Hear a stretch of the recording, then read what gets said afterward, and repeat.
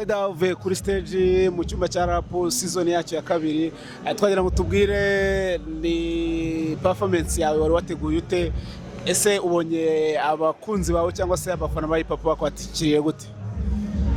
Banyakiriye neza, ariko ku kibazo wari waje kubaza wenda niba ari performance nari nateguye gute, twari twateguye indirimbo nyinshi cyane, ariko umwanya wageze uba mukeya. Urabona mvuye kuri stage saa 7 n'ibindi, so kandi nyuma yanjye haracyari Bulldog, haracyari Fireman, haracyari Pifla, haracyari abandi bantu benshi, so bansabye yuko indirimbo zanjye nzigabanya minota 20. So navuga ngo natanze ibyo nagomba gutanga byose, ariko nakiriwe neza ku rundi ruhande. By'umwihariko ni ku nshuro ya kabiri icyumba cya rap kibaye, twagira ngo tubwire kuba iyi initiative kuri wowe uyifata gute nk'umuraperi umaze by'umwihariko igihe kinini muri ino njyana? Ni initiative nziza cyane, ni ikintu cyatangiye ari igitaramo kivuye ku cyumba cy'amategeko, album nakoranye na Bulldog, nyuma dukora n'icyumba cya rap kugira ngo dukore n'abandi bantu benshi cyane. So urumva icyumba cya rap kimaze kwaguka cyane, kirimo abaraperi benshi cyane bo mu Rwanda. Turifuza ko kizavamo na festival mu by'ukuri, tukaba dusaba yaba ari ubuyobozi, yaba ari minisiteri ishinzwe abahanzi mu nshingano zayo, ndetse n'abaterankunga bashobora kwinjiramo, companies yose kujoininga kino gikorwa kugira ngo tuzamure hip hop muri rusange n'umuziki nyarwanda. Tugarutse kuri Riderman, turimo turasoza umwaka wa 2025, ni umwaka ubona wakugendekeye ute? Ni umwaka ese ukurikije ibyo wari wateguye gukora muri uyu mwaka ndetse n'uko uri kurangira bigeze he, ku kihe kigero? Ni umwaka navuga ngo wabayemo ibyiza n'ibibi, ariko ibyiza nibyo byinshi ku rundi ruhande. Umwaka ugitangira hari inshuti zanjye zitabye Imana, Imana ibahereza iruhuko ridashira,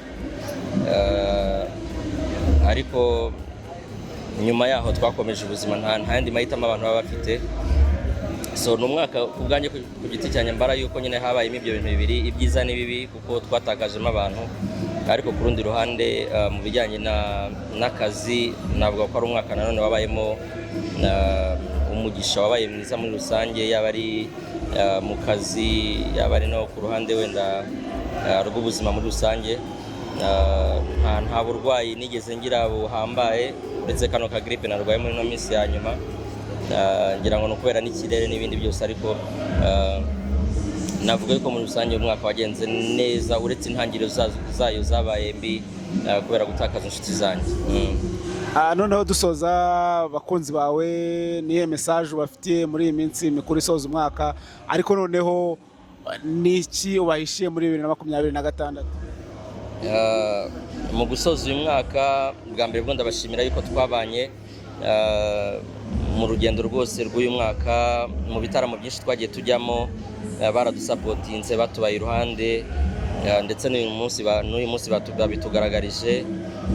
Ndabashimira cyane, ndashimira companies yose twakoranye, ndashimira igihugu cyacu, leta yacyo, uburyo badushyigikiye, batubaye hafi.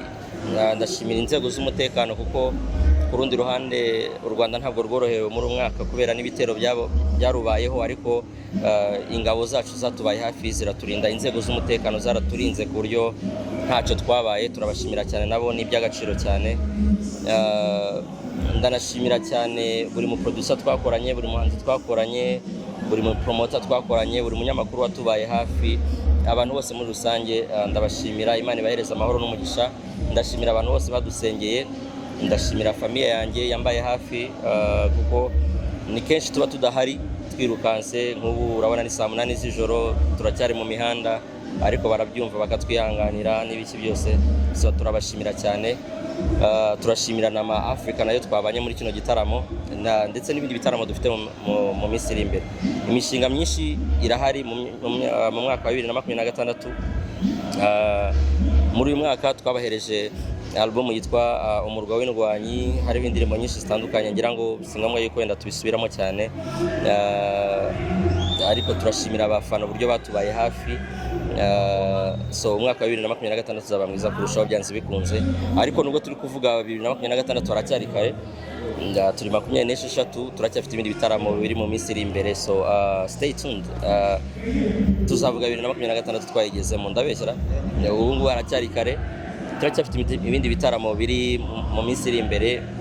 Antuka kugeza uyu mwanya umutima wanjye wuje amashimwe, haba ari ku Mana, haba ari ku bantu, haba ari ku bo twakoranye bose. Umutima wanjye wuje amashimwe, I'm not complaining. Ariko by'umwihariko umaze iminsi tubwira ko ufite gahunda yo kwizihiza imyaka 20 umaze mu muziki, twagira ngo tubwire ese nibihe bikorwa uteganya mu kwizihiza iyo myaka 20? Urakoze kubinyibutsa. Muri gahunda zihari muri 2026 harimo gahunda yo kwizihiza imyaka 20 maze mu muziki, so hari gahunda nyinshi cyane. Hari ibitaramo tuzakora bizabanziriza igitaramo kinini muri rusange, ariko hari ibitaramo bito bizagenda bibanza, tuzagenda dukora mu bice bitandukanye, no mu yenda gahunda tuzagenda tuyitangaza mu minsi iri imbere.